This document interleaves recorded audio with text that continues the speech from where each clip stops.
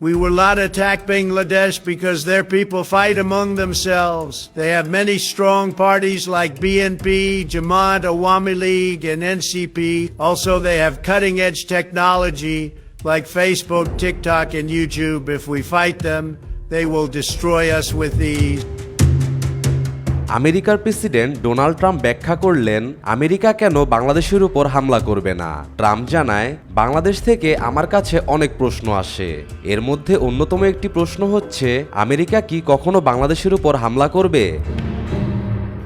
উত্তরে ট্রাম্প জানায়, বাংলাদেশের মানুষ খুবই সহজ সরল, কিন্তু এদেশের মানুষ যুদ্ধ করার জন্য সবসময় প্রস্তুত থাকে। তারা যেভাবে ফ্যাসিস্ট সরকারের সাথে যুদ্ধ করেছে তা পুরো বিশ্ব দেখেছে। আমার মনে হয় আমেরিকা যদি বাংলাদেশের উপর হামলা করে তাহলে বাংলাদেশও চুপ করে বসে থাকবে না।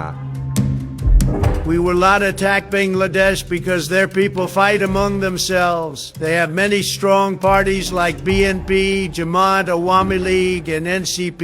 Also, they have cutting-edge technology like Facebook, TikTok, and YouTube. If we fight them, they will destroy us with ease.